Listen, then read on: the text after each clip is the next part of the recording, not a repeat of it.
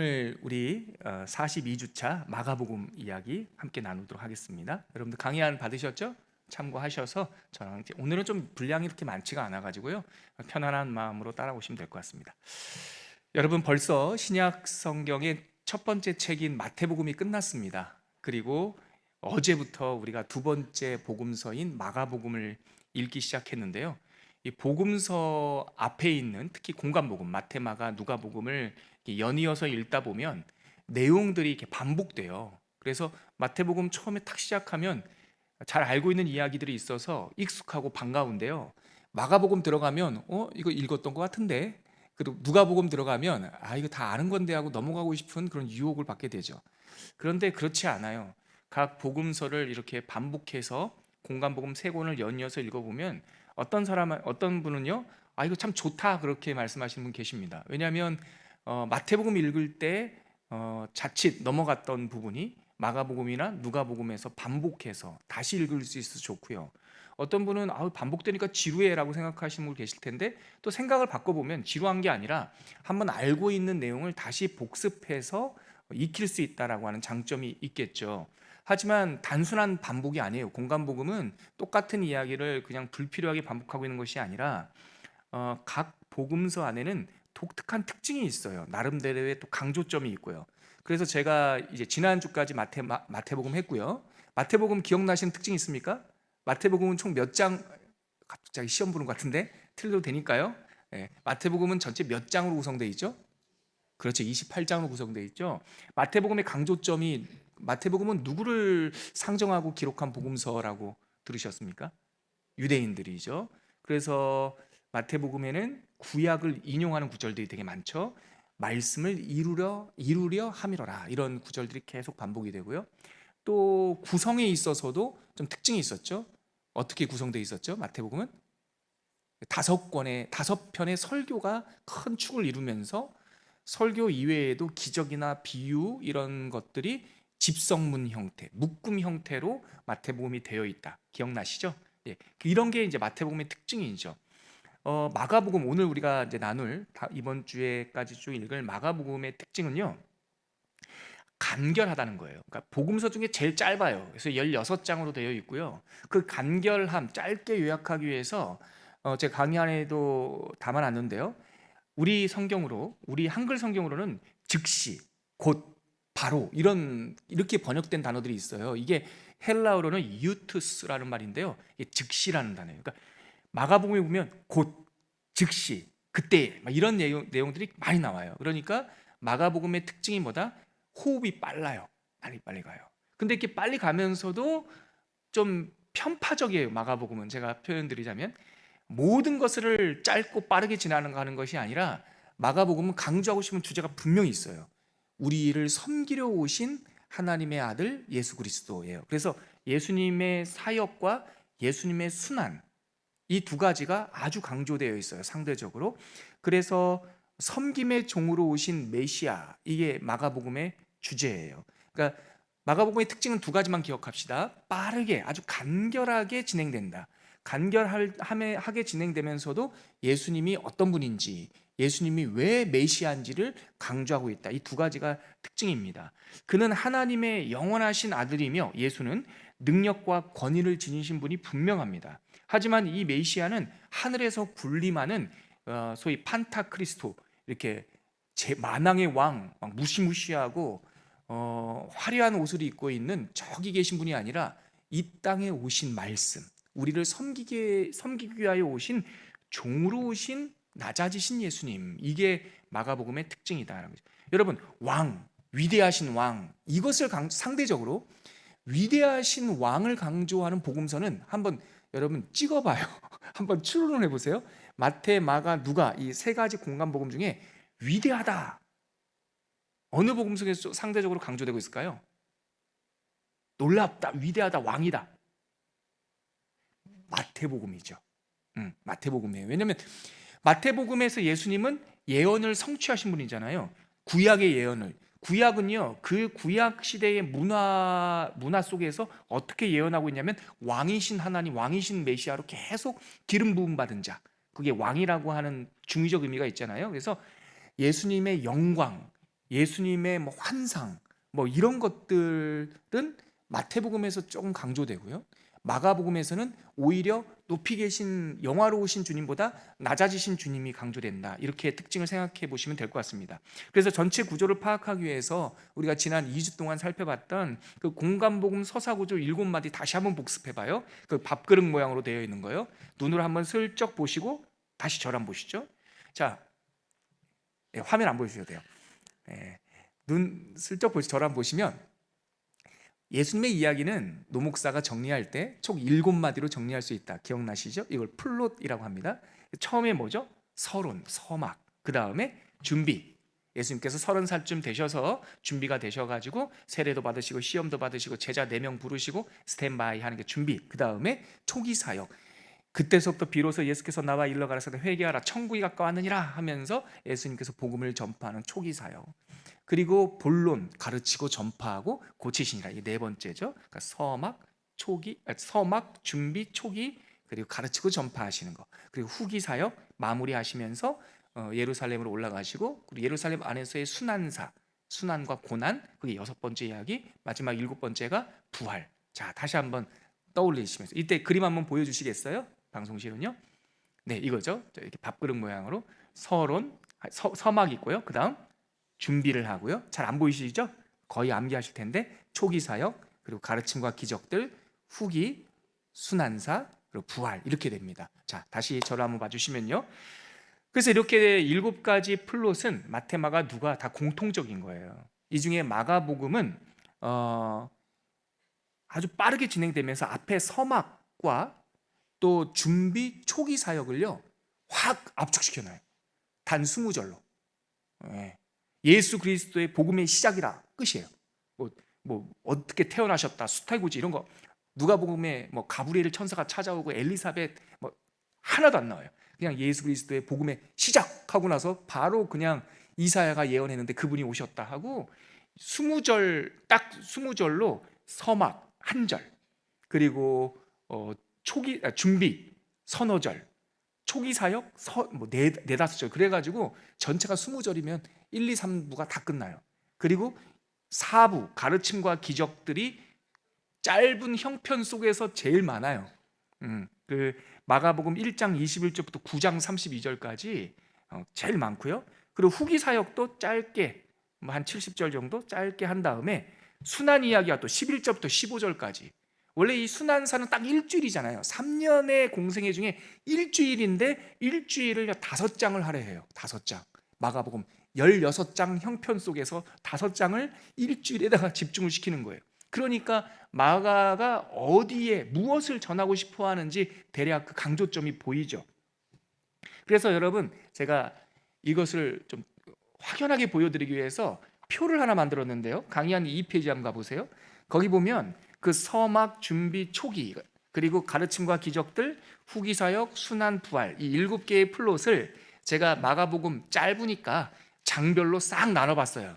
그랬더니 서막 분량이 몇 절이에요? 딱 한 절이에요. 그러니까 저를 한번 보실래요? 그 표도 보시면서 마가복음은요 이런 것까지 여러분 다 알 필요 없습니다. 그냥 들어만 봐도 그냥 알아두면 쓸 때가 있어요. 나중에 마가복음은요 전체가 678절이에요. 전체 16장으로 678 9절 중에 서막 한 절이에요. 세례 요한이 등장하고 예수님이 세례받고 시험 받았다 딱 12절이에요. 12절. 그걸로 다 요약해요. 그리고 초기 사역 예수님께서 천국 복음을 전파하셔서 제자를 불렀다 딱 7절로 끝나요. 그러니까 서막, 준비, 초기가 딱 3개를 다 합쳐서 20절이에요. 그런데 보세요. 4번째 가르침과 기적들 1장 21절에서 9장 32절까지가 335절이잖아요. 그렇죠? 비율로 노 목사가 또 보시기 편하게 49.41%, 그러니까 약 50%. 즉 한눈에 들어오죠? 마가복음은 예수님의 기적과 가르치고 전파하신 거를요 절반을 딱 달라요. 엄청 많이 차지하고 있는 거죠. 그리고 후기 사역 예루살렘으로 향해 가고 있는 그 길에서 제자도 뭐 여리고성 입성 뭐 이런 것들을 딱 70절 10% 정도요. 그 다음에 보세요. 마지막 일주일 순환사가 11장 1절부터 15장 47절까지, 장으로는 5장, 절로는 233절. 몇 퍼센트예요? 34.37%. 즉 보세요. 제가 이 표를 왜 만들었나? 그리고 맨 마지막에 부활도 딱 20절. 그러니까 앞에 1, 2, 3도 20절, 맨 마지막 부활도 20절, 가운데 3개 남았는데 가운데 70절, 그리고 그 가르침과 기적, 순환사 합쳐서 그 진하게 표시되어 있는 예수님의 가르침과 기적들과 순환사를 합치면 83%예요. 그러므로 여기서 결론이 나와요. 저 한번 보시겠어요? 마가복음은 7개 예수님의 이야기 플롯 중에서 뭐 하나 빼놓지는 않아요. 다 흐름이 있긴 있는데 예수님의 기적과 가전고, 가르치고 전파하고 고치신 이야기 거의 절반, 순환 이야기 거의 35%, 합쳐가지고 이 두 가지 단락을 85%, 거의 전체를 여기에 집중하고 있다. 이걸 알 수 있죠. 또 여러분, 또 마태복음 때 우리가 방언 같은 거, 뭐 시각연후 보증거 이런 거 했으니까 마가복음도 그냥 넘어가면 좀 아쉽죠. 오늘 끝나면은 또 언제 돌아올 수가 내년에 가야 되니까. 여기서 하나만 알려드릴게요. 이런 방언이 있어요. 마가복음과 관련돼서 미스벳 알선. 무슨 말일까? 미스배가 있잖아요. 미스배, 미스터리가 있듯이 미스배가 있는데 이 미스배가 알선, 뭘 소개해 줬네요. 미스벳 알선. 이게 마가복음의 방언이에요. 뭐냐면 이렇게 짧은 상황 속에서도 마가복음에만 나오는 이야기가 딱 5개가 나와요. 그게 미스벳 알선이에요. 3장, 4장, 8장, 14장, 16장. 미가 뭡니까? 예수님의 친족들이 와가지고 예수님한테 우리 예수 미쳤나 봐. 그게 마가복음 3장에 나와요. 그러니까 우리가 뭐 있다가 야, 친족들이 예수님 미쳤다고 했잖아. 그거는 마가복음에만 나오는 이야기예요. 그 스는 뭘까요? 스스로 자라는 씨앗의 비유 설교가 있어요. 그러니까 예수님께서 씨앗 가지고 뭐 가라지 비유, 겨자씨 비유, 뭐 여러 가지, 또 씨 뿌리는 자의 비유, 여러 설교 많이 하셨는데 마가복음에는요, 씨 중에서 독특한 씨가 하나 나와요. 비유. 심었는데 스스로 자라. 섬에 싹이 나고 이상이 났다가 열매 맺어서 추수된다.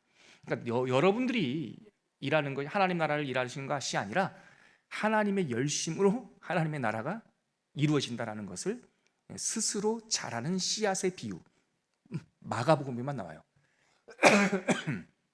이게 마가복음 4장에 나옵니다. 벳이 뭐예요? 벳. 이게 바로 오늘 우리가 함께 읽고 한 걸음 더 나갈 벳세다 한 맹인을 치유하시는 사건. 요거는 마가복음에만 나오는 독특한 유일한 기적 기록이에요. 자, 이런 게 이제 신대원 준비하는 학생들은 와, 저 목사님 완전 쪽집게다, 일타다, 이런 게 막 이런 거죠. 이거 나오거든. 매년 거의 신약 문제에 다음 중 마가복음에만 나오는 기적은 무엇인가? 벳세다 한 그 맹인 치유. 예수님께서 뭐 5만 데서 다 소경 치유를 하시는데 그걸 누가 알겠어? 정리해줘야지 알죠. 미스벳 알선만 알면은 그 문제는 맞겠죠. 이러니까 완전히 진짜 일타 강사 같네요. 아무튼 벳세다 소경 치유. 그럼 알이 뭐예요? 알. 14장에 나오는데 알이 뭘까요? 예?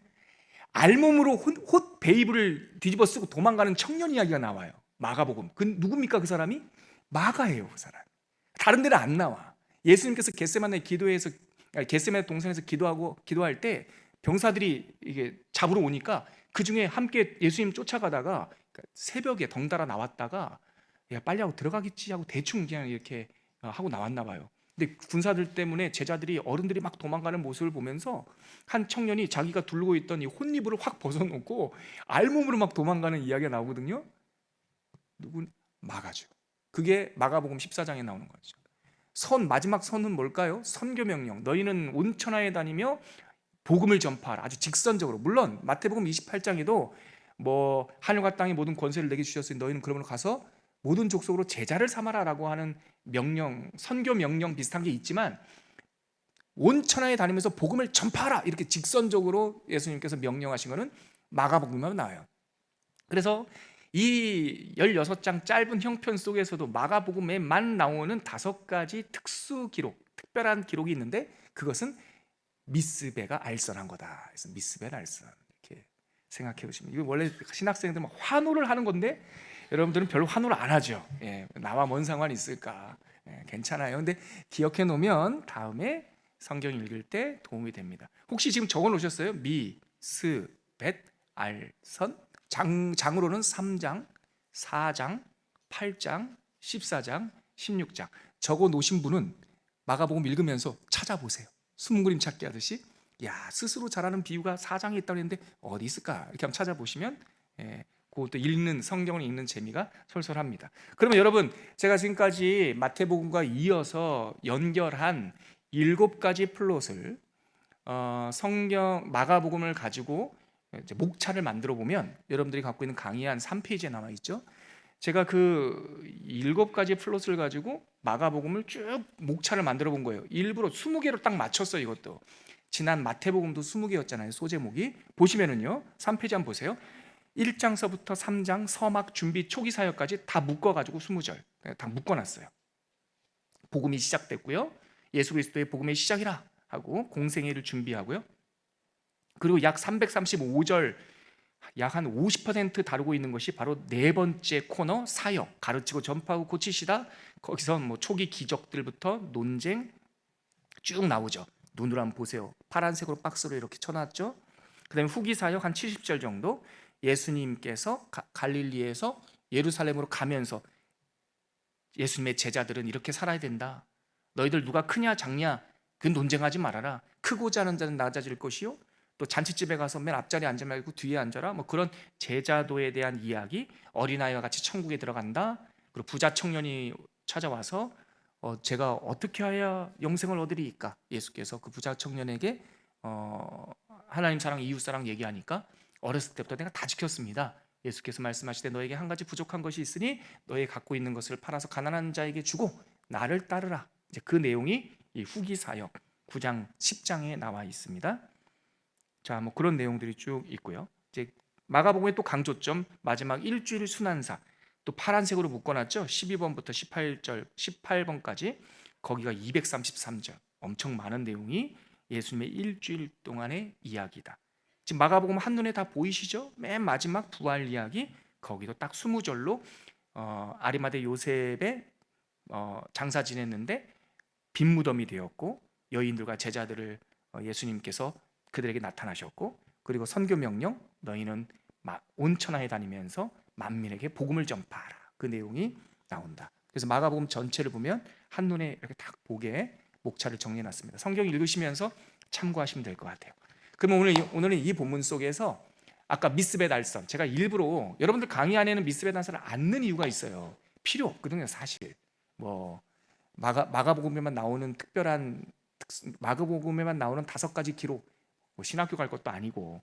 그래서 원래 강의 안에 안 담았다가 제가 출력해서 원고를 볼펜으로 쓰면서 추가를 해놨어요. 왜냐하면 오늘 우리가 한 걸음 더 나가서 볼 이 말씀이 그 특수본문 벳세다에서 한 맹인을 치유하는 사건이기 때문에 제가 그냥 이렇게 곁들여서 여러분들에게 소개를 한 거고요. 오늘 본문을 같이 읽고 한 걸음 더 함께 묵상해 보도록 하겠습니다. 우리 마가복음 8장 22절로 26절입니다. 마가복음 8장 22절부터 26절.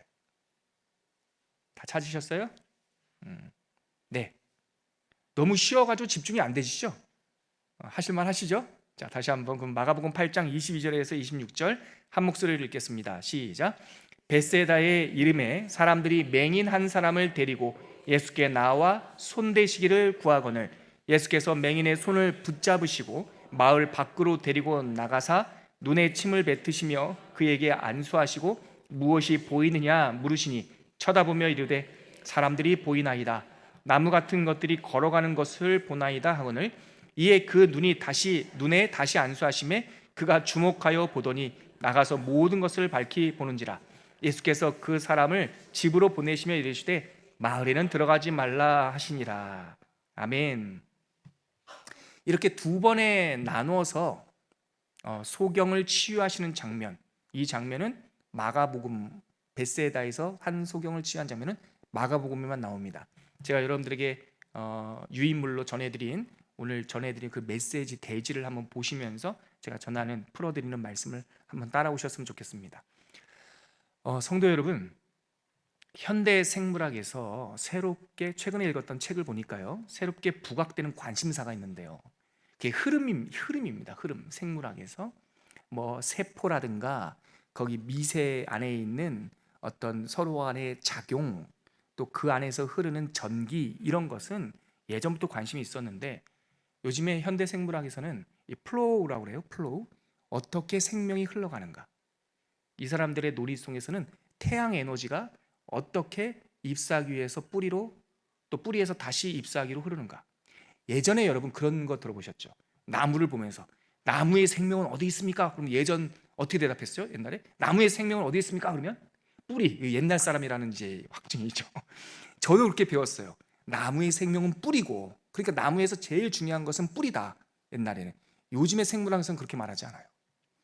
나무의 생명은 잎사귀에도 있고요, 뿌리에도 있고요, 줄기에도 있어요.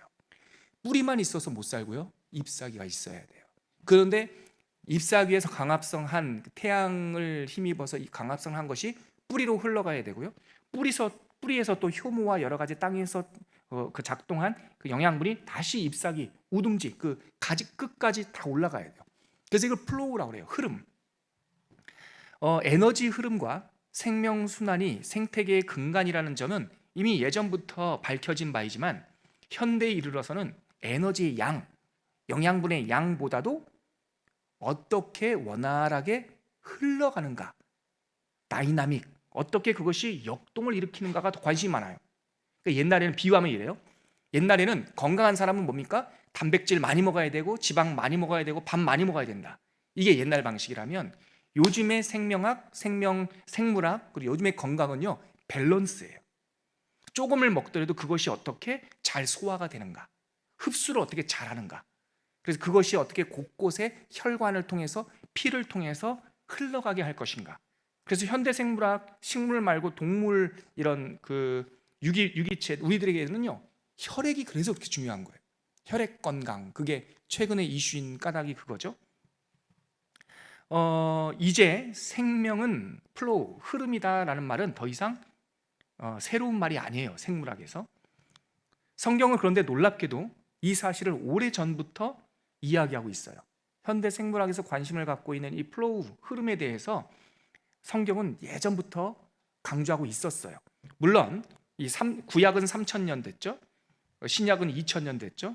그래서 고대 사회의 세계관 속에서 이 흐름을 설명하기 위해서 비유적인 표현들이 많아서 그냥 이렇게 흘러 읽으면 눈치를 못 챌 수가 있어요. 하지만 꼼꼼히 읽어보면 성경에 이미 내가 무엇을 가졌냐보다 더 중요한 것은 흐름이에요. 그 진작부터 얘기하고 있어요. 성경에서 말하는 부자는 어떤 사람이 부자인 줄 아세요? 잘 흘려보내는 사람이에요. 많이 가졌다고 부자 아니에요. 성경은 많이 가졌는데 흘려보내지 않고 내 창고에만 쌓아놓으면 어리석고 게으르다고 해요. 그러면 세상에, 성경에서 말하는 악한 건 뭐죠? 위에서 아래로 흘러야 되고, 그런데 악한 거는 아래에서 막 위로 흐르려고 하고요. 가진 자가 조금 부족한 자를 흘려보내야 되는데 성경에서 말하는 악한 것은요, 가진 자가 99마리 갖고 있는 사람이 한 마리인 것까지 뺏으려고 그래요. 그럼 이걸 악하다고 그래요. 성경에서는요, 힘 있는 자가 힘 없는 자를 보호해야 되는데 거꾸로 힘 있는 자가 힘 없는 자를 더 압제하면 그걸 악하다고 그래요. 그러니까 성경에서는 계속적으로 흐름을 얘기하고 있어요. 지금 이렇게 사회학적인 거 말고요, 아주 직선적으로 생명에 관련돼서도 성경은 이미 흐름이 중요하다는 말씀을 이미 하고 계셨어요. 비유적 표현이어서 잘 눈치를 못 채지만 알고 읽으면 아주 생명에 관한 전곡을 찔러요. 예를 들어서 제가 이거 의사 선생님한테 들은 얘기예요. 한 의사 선생님이 예수님을 믿고 성경을 읽다가 깜짝 놀랐던 장면이 있대요. 신명기 12장 23절에 있는 건데요. 너희는 피채 그 생명을 먹지 말라. 피는 그의 생명이다 라고 하는 구절을 한 의사 선생님이 신명기에서 읽다가 무릎을 쳤다는 거 아닙니까? 이 고대 사회에 지금부터 3000년 전에 피가 생명이라는 개념이 있었다는 것에 너무 놀라는 거죠. 예방의학, 면역학 하시는 분들은요, 피가 인체의 생명에 있어서 너무너무 중요하다는 것을 이제서야 깨달았는데, 고대 사회에서는요, 생명이 어디 있다고 생각한 줄 아세요, 여러분? 물론 동일하게 똑같은 주장이 흘러나온 건 아닌데 제가 이런저런 책을 읽어보니까 여러 가지 관심사가 있었더라고요. 어떤 사회, 어떤 고대 사회에서는요, 생명이요 간에 있다고 생각했대요. 간. 왜일까요? 열어보니까 간이 제일 커. 오장육부 중에. 그래서 간에 생명이 있다라고 생각한 민족이 있었고요. 어떤 사람은 생명이 어디 있다고 생각했냐면 머리에 있다 이렇게 생각했던 사람들이고, 어떤 사람은요, 이 오장육부 중에 자기 혼자 막 움직이는 것이 심장이죠. 심장이 있다라고 생각한 사람이 있죠. 그러니까 고대 사회는요, 심장이나 머리나 간까지 생각하는데요, 생명이 피에 있다라고 말하는 문헌은 찾기가 어렵단 말이에요. 근데 성경은 이미 오래전 신명기에서 생명은 피에 있다라고 말을 해요. 그것이 바로 이 플로우를 암시하는 거예요. 그리고 이것이 에스겔서 47장에 가면 이런 표현도 있어요. 이 흘러내리는 물로 인하여 그 바다의 물이 되살아나리라. 이게 성전 비유 이야기예요. 성전에서 생수가 막 흘러나오죠. 그 생수가 처음에는 발목, 정강이, 허리, 가슴, 머리까지 차죠. 그 성전 문지방에서 흘러나오는 생수 이야기가 전개되다 보면 에스겔 47장 8절, 우리 방송실 한번 보여주실래요? 에스겔 47장 8절 같이 한번 읽어볼까요? 읽겠습니다. 시작.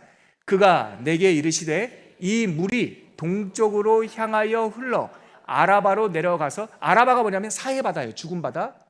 바다에 이르리니, 시작. 이 흘러내리는 물로 그 바다의 물이, 기가 막힌 표현입니다. 성경에서 나오는 아라바는 죽은 바다, 사해바다를 말해요. 아무도 못 사는 저지대 바다예요. 흘려보내지 않으니까, 이게 해발 400m에 있거든요. 사해바다가 흘려보낼 곳이 없으니까 그 바다는, 그 물은 죽은 물이 됐어요. 그런데 성전에서 흘러내오는 물이 아라바, 사해바다에 도착할 건데 성전물로 인하여 죽은 바다가 되살아날 것이다 라는 말씀이 에스겔서에 있어요. 이것을 현대 생물학자들, 사회학자들, 우리가 흐름에 대해서 많이 갔냐, 얼마나, 그러니까 경제 성장률보다 더 중요한 것은요, 공평과 정의예요. 공평과 정의를 하나님께서 말씀하실 때 이때 은유로 갖고 오시는 말씀이 강물과 하수예요. 공평이, 정의가 강물처럼, 하수처럼 흐를지어다. 그러니까 사회학적으로나 생물학적으로나 여러 가지가 이 흐름을 무척 강조하고 있다는 것을 알 수 있죠. 근데 성경에서 말하는 이 생명에 관한 이야기의 정점에 누가 계시냐면 예수님이 계세요. 놀랍게도 그 성전 문지방에서 흘러나오는 생수는 성령님을 상징하는 것이고, 바로 이 성령님 이야기를 예수님께서 수전절 요한복음 8장에 보면 누구든지 나를 믿는 자는 그 배에서 생수의 강이 흘러넘치리라, 그 말씀을 인용하시면서 예수님께서 이 생명 흐름의 최고 꼭대기에 계세요. 요한복음 1장에는 아주 명료한 3단 논법이 나오는데요, 태초에 말씀이 계시니라, 이 말씀이 하나님과 함께 계셨으니 곧 이 말씀이 하나님이다, 그렇게 시작하는 요한복음 1장 보세요. 요약하면 이래요. 태초에 말씀이 있었고 그 말씀 안에 생명과 빛이 있다. 제1대지. 제2대지는 뭐예요? 그 로고스가 곧 예수다. 이게 제2대지예요. 1. 말씀 안에 생명과 빛이 있다. 2. 말씀은 예수다. 3. 그러므로 뭐예요? 3단 논법에 따르면 예수 안에 생명과 빛이 있다. 이것이 요한복음 1장 1절부터 14절까지 로고스 찬미송이라고 하는 그 아름다운 글의 핵심이에요. 다시 한번요. 요한복음 1장에는 이렇게 표현해요. 태초에 말씀이 있었는데 그 말씀 안에서는 빛이 있다. 그 빛은 모든 사람들의 생명이다. 1번이에요. 1대지. 2대지. 근데 그 말씀이 누구냐? 말씀이 육신이 되어 우리 가운데 오시네. 우리가 그 영광을 보니 아버지 독생자의 영광, 즉 그 말씀이 예수다. 그러므로 요한복음 1장의 결론은 그 예수 안에 그러므로 생명과 빛이 있다. 이 아주 명료한 3단 논법이죠. 즉 요한복음의 핵심은 뭐입니까? 예수는 생명이다, 그 얘기예요. 예수는 생명이다. 그런데 그 생명이 우리에게 찾아오셨다, 그것이 바로 복음이에요. 빛으로 비유한다면 빛이 우리에게 비추었다라는 것이고, 물로 비유한다면 하늘에서 물이 쏟아졌다, 그 뜻이죠. 이것이 바로 성육신의 의미이고 예수 사건의 진실이에요. 예수란 뭡니까? 사람들이 돌과 나무를 조각해서 숭배하는 종교가 아니라 하늘에서 생명과 빛이 쏟아졌다, 흘러내려오셨다, 그 뜻이에요. 생명이 이 땅에 오심으로 흐름이 바뀐 거예요. 그 전에 사람들은 위를 갈구했어요. 위를, 땅을 파듯이 물 좀 주세요, 물 좀 주세요. 하지만 메말랐어요. 생명이 없었어요. 다 메말라버린 그냥 뼈와 같았어요. 근데 생기가 불어오고 생수가 쏟아지니까 메말라버린 죽었던 사람들이 살아났어요. 그것이 바로 흐름이에요. 예수님께서 이 땅에 오심으로 썩음이, 다시 말해서 죽은 것이 활기, 생명을 더 이상 삼키지 못하고, 예수님께서 이 땅에 오심으로 사망이 생명을 이기지 못하게 된 거예요. 그러므로 로마서에는 사망이 생명에게 삼킴을 받을 때까지 예수의 열심, 하나님의 열심이 달려간다고 말을 해요. 그러니까 그 전에는 우리가 사망과 썩음의 죽음의 그늘에 있던 사람들인데, 예수님께서 하늘에서 생수처럼 쏟아지심으로, 성육신하심으로 더 이상 썩음이 생명을 이기지 못하고 사망이 생명을 이기지 못하는, 즉 생명 승리의 시대가 열린 거예요. 흐름이 완전히 바뀌어버린 거죠. 이 변화를 시청각적으로 보여주는 것이 바로 예수님의 기적 사건이에요. 특히 치유 기적에서 예수님은 의도적으로 과거, 즉 사망이 왕노릇하던 시대와 정반대로 행동해요. 그게 뭡니까? 과거에는 피하라 그랬어요. 율법, 구약 시대에는 더러운 거 뭐 해야 됩니까? 피해야 됩니다. 부정한 거 어떻게 해야 돼요? 피해야 돼요. 근데 예수님께서는 더럽고 부정한 것을, 그렇죠, 이게 예수가 오신 특징이에요. 이게 하늘에서 생수가 쏟아진 능력이에요. 이제는 더 이상 더럽고 추하고 못나서 피해 다니지 않아요. 예수님께서는 일부러 더럽고 추하니까 빛이 필요하죠. 죄인이니까 생명이 필요하죠. 죽음이니까 생명이 필요하고 빛이 필요한 거 아닙니까? 예수님께서 오셔서 과감하게 손을 만져주시는 거죠. 그리고 격리하라고 했어요. 부정한 여인, 또 뭐 나병 환자 격리시키고 분리시키라고 했는데 예수님께서는 정반대로 나병 환자만 보면 끌어안어. 기가 막혀요. 일부러 그러시는 거예요. 나병 환자, 여러분 복음서 읽으면서 나병, 문둥병 찾아봐요. 반드시 그 사람을 치유하는 장면에는 예수님께서 그를 만져주심에가 나와요.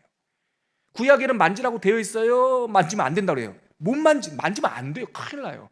왜냐하면 그 부정함이 나한테 온단 말이에요. 흐름이 사망에서 나에게 흐름이 왔다고요. 근데 예수님이 오시고 나서는 예수님의 정결함이 사망을 이겨버린단 말이에요. 완전히 흐름이 달라졌어요. 그리고 멀리해라. 이방인들 멀리하고, 죄인 멀리하고, 여자 멀리하고, 혈루병 멀리해라. 근데 예수님께서 일부러 그들을 찾아가요. 사마리아 수가성도 찾아가고, 현장에서 가늠하다 잡힌 여인도 찾아서 만나주고, 내 옷자락을 잡은 여인 정죄하지 않고 큰 믿음이다 칭찬해주고. 즉 아까 제가 말씀드렸죠. 생명은 흐름이다. 예수가 오심으로 흐름이 완전히 바뀌어버린 거예요. 정반대로. 누구나 쉽게 눈치챌 수 있는 현저하고 의도적인 행동이에요. 과거를 대표하던 상징이 뭡니까? 율법이었어요. 근데 율법은 죄를 깨닫게 해요. 그런데 율법은 정죄 때문에 부자유하다라고 하는 부작용이 있어요. 율법의 조문을 보면 이렇게 하면 죽는구나, 이렇게 하면 죄인이구나, 이렇게 하면 하나님이 싫어하신구나 아는데 그걸 읽을 때마다 막 죄책감이 들어. 그래서 정죄감이 들어요. 부자유해요. 그러니까 구약은 율법이 지배하던 시대예요. 근데 이것을 다 완성하시고 정죄하려는 게 아니야. 율법을 완성하러 오셨어 하면서 은혜의 시대를 여셨어요. 그래서 생명은 죄를 사하고 이겨요. 예수님께서 오시면서 어둠을 이겨요. 그래서 생명은 속죄라는 해방을 은혜로 받습니다. 제가 이 6번에 있는 문장을 그대로 읽을게요. 좀 압축되어 있지만 꽤 괜찮은 문장 같아요. 제가 한번 읽어드릴게요. 그래서 율법은 정죄라는 부작용으로 수반합니다. 하지만 생명은 죄를 사하고 이깁니다. 그러므로 생명은 속죄라는 해방을 은혜로 받습니다. 생명이 오면 죄가 사여지고 은혜가 된 거예요. 은혜로다. 그러므로 정죄에서 속죄로, 부자유에서 해방으로 완전히 흐름이 바뀐 사건이 예수 사건의 의미예요. 생명은 흐름입니다. 과거는 율법의 지배를 받았지만 이제는 누구의 지배를 받습니까? 은혜의 지배를 받는 거예요. 은혜가 이기는 거예요. 율법의 시대에는 부정한 이와 접촉하면 정결한 이까지 부정하게 되었지만 은혜의 시대, 예수 시대에는 정결한 이가 예수께서 부정한 이에게 손을 대면 예수가 이겨요. 예수가 이겨요. 우리 옛날 어렸을 때 술래가 있고 우리 편이 있는데 술래가 나를 딱 치면, 나는 우리 동네에서는 그걸 다방구라고 불렀는데 지역마다 이름이 달라서 다방구예요? 예, 서울 경기에 사셨군요. 저기 밑에 또 경상도나 전라도나 이런 달라요. 술래가 나를 치면 나는 감옥에 갇혀요. 근데 자유로운 내 편이 와가지고 손을 쳐주면 그 전봇대에서 묶여있던 내가 자유를 얻어요. 너무 쉽죠? 그겁니다. 율법의 시대에는 술래가 이기는 시대예요. 은혜의 시대에는 예수가 이기는 시대예요. 예수를 속박할 수가 없어요. 그래서 예수가 우리에게 오셔서 나병 환자든 죄인이든 혈루병자든 죽은 자든 심지어 죽은 시체까지 손을 딱 대신에 청년아 일어나라 하는 순간에 일어나는 거죠. 이것이 바로 은혜가 이기는 시대라는 거예요. 그래서 예수는 나병 환자를 만나면 손을 내밀어 만져주시고 병들고 부정한 여인의 손길을 용납하셨으며 죽은 청년과 죽은 여자아이를 터치하셨고 죄인 여인과 이방 여인을 가까이 만나주셨어요. 이것이 예수께서 시작하신 새로운 세계, 새로운 생태계예요. 은혜의 시대죠. 이제는 은혜가 이기는 시대입니다. 아멘이시죠? 하여 성경은 뭐라고 말하냐면 보라 지금은 은혜 받을 만한 때요 보라 지금은 구원의 날이로다. 고린도후서 6장 2절 그렇게 말씀하시는 거예요. 오늘 본문에서 예수님은 한 맹인을 만나시고 계셔요. 이 기록은 마가복음에만 나오는 특수기적이에요. 예수님의 행동은 그러나 특수하지 않아요. 똑같이 해요. 그는 맹인이나 못 듣는 이를 만날 때 꼭 침을 뱉어서 진흙을 이겨가지고 눈에 못 보는 사람은 눈에, 못 듣는 사람은 귀에, 심지어 말 못하는 사람은 침을 발라서 흙을 이겨서 그걸 혀에다가 딱 대셔요. 그게 3번 나오는데요. 마가복음 7장, 8장, 요한복음 9장 6절. 특별히 요한복음 9장 6절에 우리가 잘 알고 있는 실로암 사건이에요. 날 때부터 못 보는 이 사람, 누구 죄 때문에 저렇습니까? 그러니까 예수님께서 누구 죄 때문이 아니야, 하나님의 영광이 드러날 거야 하면서 침을 뱉어 진흙을 익으시고 눈에다가 진흙을 발라요. 그리고 네가 믿음이 있느냐? 네. 너 실로암 못에 가서 씻어라. 이거 씻어내라는 거예요. 저는 예전에 그 말씀 읽다가 은혜 받았어요. 예수님께서 침을 왜 발라주셨을까? 예수님의 침에는 무슨 효력이 있을까요? 그렇게 보시면 안 돼요. 여러분, 인간이 얼마나 믿음이 없냐면요, 너 앞을 보게 됐다라고 주께서 선언하셔도요, 눈 감고 사는 사람이 우리예요. 죄사함을 받았는데 우리는 죄책감에 눌려 살아요. 죄로부터 자유를 못 누려요. 너는 날 때부터, 이 사람은 평생 못 본 사람이잖아요. 지금 벳세다, 오늘 본문도 봐요. 벳세다 맹인에게 보이냐 그랬더니 잘 못 봐요. 나무 같은 거 흐릿흐릿하게 걸어다닙니다. 날 때부터 못 걷는 사람이 너 볼 수 있다, 눈 떠 한다고 어떻게 뜰 수 있겠냐고요. 자기 힘으로 눈 뜨기가 쉽지 않아요. 예수님께서 그 눈에다 흙을 발랐어요. 흙 바르면 어떻게 해야 됩니까? 반드시 씻어야죠. 여러분들 지금 눈에 보이죠? 제가 흙을 눈에다가 이렇게 발라봐요. 지금 예배 끝나자마자 화장실 가서 씻을 거예요. 우리의 연약한 의지를 예수님께서 눈에다가 깜장을 묻혀주시면서 가서 씻으라, 순종할 수 있게 주신, 예전에 이건 제 개인 묵상이었어요. 그거 읽다가 제가 너무 큰 은혜를 받았어요. 중간에 포기할까봐, 기적을 만났는데도 뜨지 못하고 살까봐 예수님께서 침을 이기셔서 진흙을 발라주신단 말이죠. 이 사건이 있어요. 오늘 그 벳세다 사건도 마침 그거예요. 포기하지 않아요. 처음 치유했는데 흐릿하게 보니까 다시 안수하여 주시고 정확하게 보게 해요. 여러분, 침을 뱉어서 진흙을 발랐다고 하니까 부정해 보이십니까? 아니에요. 그것은 애정, 부정이 아니라 애정의 표현이에요. 너와 내가 한 공동체, 한 운명이라는 것. 우리 같이 다, 너의 부정을 내가, 나의 정결함을 너에게, 하나 된다라고 하는 일치의 표적이에요. 제가 원고 11번, 12번에다가 이것을 어떻게 표현할 수가 없어서 제 개인적인 경험을 담아놨어요. 여러분, 저는 39살에 아빠가 됐어요. 아빠가 됐더니요, 몇 가지 변화가 있었어요. 조금 겁이 많아지는 거. 그럼 아빠 되고 나면요, 용기도 생기지만 겁도 많아집니다. 근데 그거보다도 더 하나 여러분들에게 이 장면과 관련돼서 드리고 싶은 말씀은, 아빠가 되니까요, 딸이 먹던 밥도 제가 먹습니다. 딸이 이렇게 안고 있으면 침을 흘려요. 제 양복에 침이 이렇게 흘러요. 하나도 이상하지 않습니다. 아빠가 되면 기저귀의 그 냄새도 견딜만 합니다. 제 아이가 어렸을 때 A형 독감에 걸려가지고 열이 많이 올랐어요. 열이 오르니까 자꾸 이게 젖과 먹은 것을 이렇게 개어내더라고요. 개어내니까 시큼하잖아요. 닦아내면. 순이 토한 거잖아요. 근데 아빠는 그것까지도 괜찮더라고요. 여기에 비결이 있습니다. 예수님께서 침을 뱉어 흙을 이겨 눈에 바르시고 귀에 넣으시고 말 못하는, 평생 말 못하는 사람한테 혀 내밀어 하고 이렇게 손을 대주시는 게 더러운 게 아니에요. 아버지는 절제절명의 대안이 없는 사람은 그런 게 하나도 지저분하지 않아요. 왜냐하면 사랑이 이기니까, 은혜가 이기니까. 이제는 부정함 때문에 내가 더러워지는 것이 아니라 예수님의 정결함 때문에 부정을 이기는 거기 때문에 예수님께서 혼연일체의 모습으로 행동 설교를 하시는 거죠. 그래서 12번에 제가 이런 결론을 내렸어요. 사랑해서 찾아오셨고 사랑하기에 아무렇지도 않고 사랑하면 함께 울고 사랑하니 함께 웃고 그 생명이 오셔서 흐름을 완전히 바꿔주셨습니다. 이제 우리는 그 은혜가 이기는 시대에 살고 있습니다. 아멘. 이것이 바로 벳세다 한 맹인 치유 사건에 담겨 있는 은혜가 이기는 시대라고 하는 예수님 사건의 의미입니다. 우리 오늘 말씀을 거두면서 함께 찬양하고 오늘 시간을 거두었으면 좋겠는데요. 주님을 보게 하소서라고 하는 찬양입니다. 우리 가사 생각하면서 또 오늘 예수님의 기적 사건, 은혜가 이기는 시대 본문 생각하면서 하나님께 찬양하도록 하겠습니다.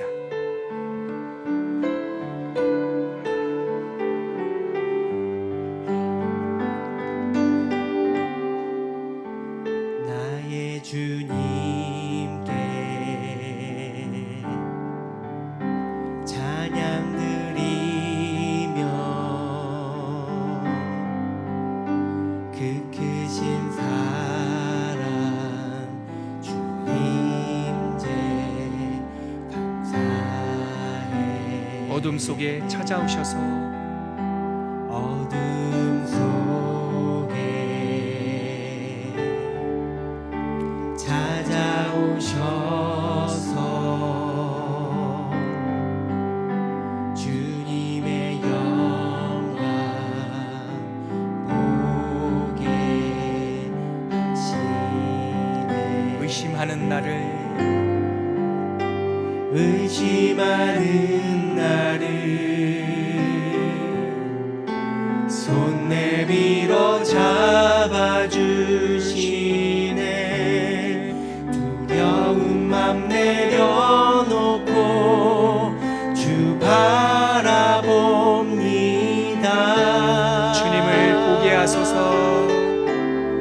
주님을 보게 하소서. 나를 붙드소서. 내 뜻과 내 생각 내려놓고 주님 앞에 나 엎드려 주의 음성 기다리니 나를 부르실 때 믿음으로 걸어가리. 우리 한 번 더 찬양하겠습니다. 나의 주님께 찬양 드리며 나의 주님께 찬양 드리며 그 크신 사랑, 그 크신 사랑 주님께 감사해. 어둠 속에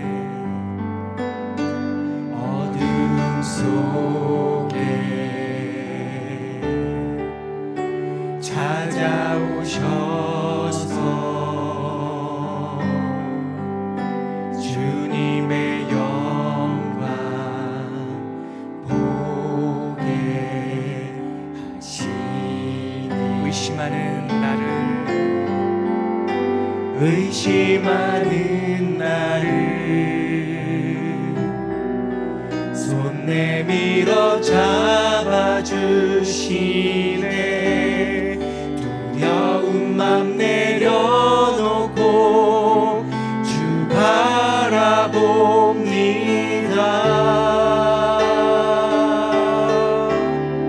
주님을 보게 하소서.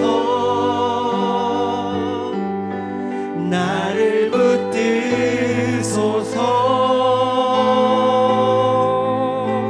내 뜻과 내 생각 내려놓고